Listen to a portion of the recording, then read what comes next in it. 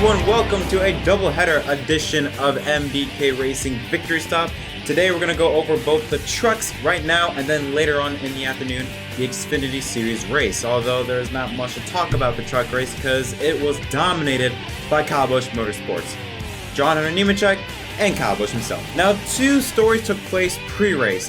Brett Moffitt, a former winner here at Atlanta, originally was going to start, I believe, 9th or 10th place, but had to go to the back of the field due to him having to go through an engine change literally hours before the race began. Luckily, they were able to get the engine fixed up and ready to go, but that was just a little, I guess, interesting incident that took place for Moffitt. And there was a very, very, very disappointing moment that happened in pre-race. Bill Lester making his first Truck Series start in more than 10 years. Since Nashville 2007 was the last time he was in a truck race. He came back racing today at Atlanta, driving for David Gilliland Racing. And when he was announced to the crowd, apparently people were booing at him, at least according to this tweet by Dalen Barr, who says, "Why are people booing Bill Lester, WTF?"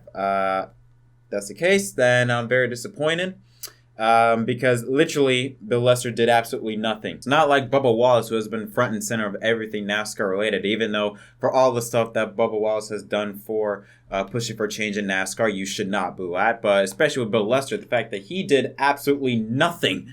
He has not been in the spotlight at all. And for people to boo him for no reason, well, actually, there is a reason, but it's a very pathetic reason. It is quite sad, but I'll be honest, I'm kind of not surprised. The sport has been a lot better in terms of dealing with diversity, but the fans, not so much. We still got some work to do. But let's move on to the race. Now, I should keep in mind this is going to be a very short episode because probably nothing happened, really. Nothing happened at all. For a track as aggressive and abrasive like Atlanta, nothing happened. We did expect the Toyotas to be strong, and they were all race long. At the beginning, the top 6 were all Toyota drivers. Matt Crafton got a great launch at the start for him to take the lead at the first 3 or 4 laps from John Hunter Nemechek and Kyle Busch, but then would quickly fall back to 4th, and the KBM trucks of Nemechek and Busch would go out away from the field 1 and 2. Chastain and Moffitt, who started at the rear, were quickly making their way through the field, already cracked inside the top 20 or inside the top 15, I believe, already 20 laps into stage number 1. GMS, they had a really solid day, but a very under the radar day because they were not talked about almost at all. Creed had a pretty strong day as well as Zane Smith, but again, they were just under the radar. They had really solid trucks, but just not talked about as much. Now, while the 2 KBM trucks of Kyle Busch and John Hunter Nemechek were leading, the other KBM was struggling. Chandler Smith, the entire race. I don't know what was up with this truck or what was going on, but he had to make an unscheduled pit stop very early in stage 1 after he reported that he felt a tire was going flat.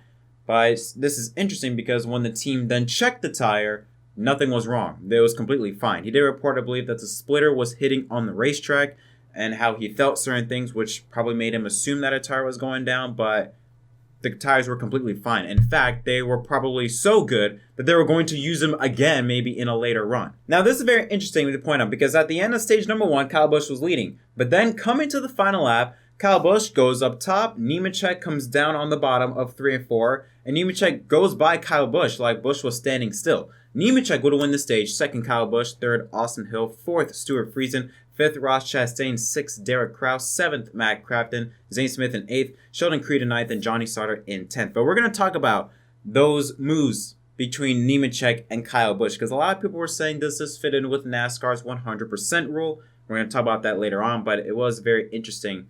That moment that happened in stage 1, and it would happen again in stage 2. So stage 2, with Nemechek and Jordan Anderson, who stayed out on worn tires, or at least either stayed out or pitted for just 2 tires, or maybe just fuel, I'm not sure exactly, but he dropped like a rock.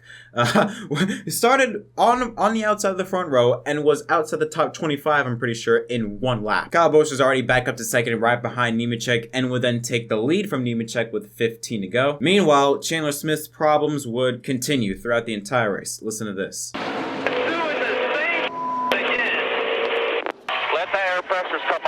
I don't know what's going on. The splitter did not show anywhere. Man, I don't know.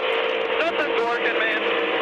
Stay focused. focused, man. Stay focused here. You're doing fine. Later on in the race, it was shown on pit road with him with the hood up on his car or on his truck, and his team was checking on the right front tire. I believe that's what they were looking at. But it was really weird to see just the KBM trucks of Nemechek and Busch dominate, and then you have the other driver of KBM and Smith struggling. But anyways, once again, just like at the end of stage number 1, Kyle Busch leads, and then coming to the white flag, Kyle Busch lets Nemechek go by, and Nemechek wins the stage. Now again, this is interesting because we have to point out NASCAR's 100% rule, which states, and this is a 3-parter section, 7.5 performance obligation.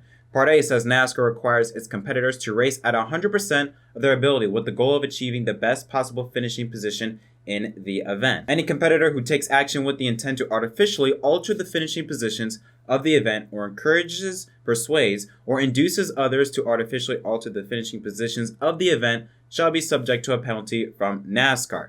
Then the third part, artificially alter, shall be defined as actions by any competitor that show or suggest that the competitor did not race at 100% of their ability for the purpose of changing finishing positions in the event in NASCAR's sole discretion. Now, key word there, finishing event.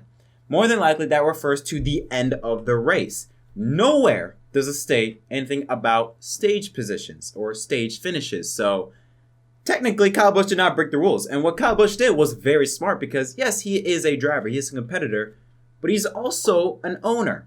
And he knows that John Nemechek, him winning those stages, gives him 2 extra playoff points. So instead of John Nemechek having 5, he now leaves with 7. Or at least I'm pretty sure he had stage points at the first 2 stages. If not, but he has 7 playoff points now in the last 2 races. So that is really good from an owner standpoint. And you know how NASCAR is. They haven't really, in a way, enforced this 100% rule. So to the point where I don't even know why they even have it in the first place. I mean, that's clearly a move you'd see from Formula One with team orders. That's what we saw, but nothing's going to happen out of it. So honestly, I'm not mad at what Kyle Busch did. That was very smart from an owner.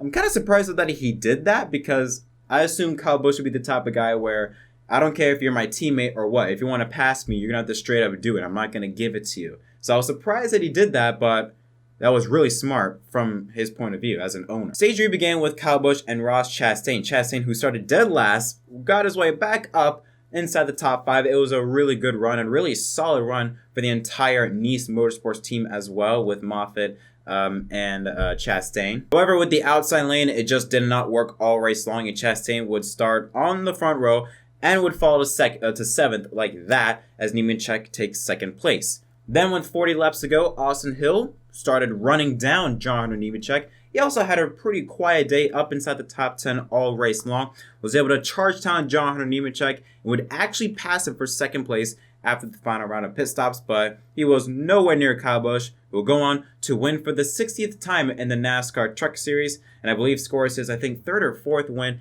at the Atlanta Motor Speedway in the Truck Series. And just to give you an idea on Kyle Busch Motorsports and how dominating they were, Kyle Busch won the race, was 2nd in both stages, led 102 laps, and his average running position was 1.315. Compare that to John Nemechek. Finished 2nd, won both stages, led 21 laps, and had an average running position of 2.154. And when we take a look at the lap leaders, KBM, Kyle Busch, and John Nemechek led all but 7 laps. 4 to Chase Purdy and 3 to Matt Crafton. So they crushed the entire field. Kyle Busch Motorsports did, especially Kyle Busch himself. So let's take a look at the results. Kyle Busch wins. Austin Hill finishes 2nd. Nemechek 3rd. Johnny Sauter, very, very solid run for him in 4th. We haven't seen Johnny Sauter up in the top 5 in a while. We know how disastrous he was last year, so it's nice to see him get a nice finish for the former champion.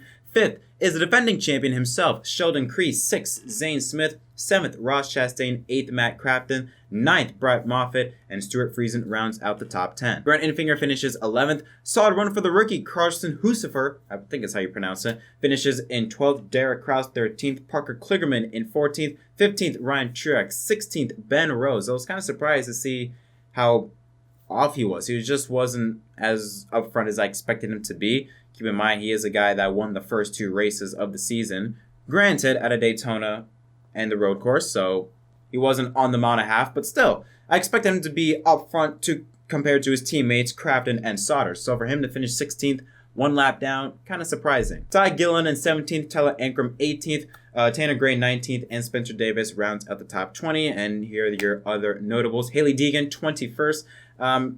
Look, if you want to know what my thoughts on with Haley Deegan, I think it's good that what she's doing right now. She's finishing races. She's gathering experience. That's all that matters, okay? Is that she's gaining experience. So 21st place, I'm okay with that. I don't think anyone should be expecting her to be in the top 10, top 15. Maybe, once we get to later on into the season. But still, this is race 4. We have to keep in mind. This is her 5th Truck Series race. We have to give her a break a little bit, all right? 35th, Chandler Smith again, KBM. He was just, for a KBM truck compared to the other 2 teammates, yeah, it was a really bad day for him, especially in his hometown track. Born here in Atlanta, so not a good race for the hometown kid. And Bill Lester, competing in his first race in more than 10 years, finishes 36th. Overall, my thoughts on this race, nothing. 0.5 out of 10. There you go. Again, for a track like Atlanta, you'd expect, a race to be a little bit more entertaining, but no, it was pretty dead. It looked like the drivers were just racing the track rather than racing each other. We did see some side-by-side and 3-wide throughout some portions of the pack, near the middle of the pack, but the only cautions were the stage cautions and the competition caution, if I'm not mistaken. So, yeah, pretty dead event. Hopefully, I'm recording this before the Xfinity race even begins, but hopefully the Xfinity race is a lot better. We'll see. But anyways, that's going to conclude this episode of MDK Racing Victory Stop for the trucks. My name is Jack Krause. Don't forget to leave a like and subscribe for more content. And I'll see you guys later tonight as we recap the Xfinity series.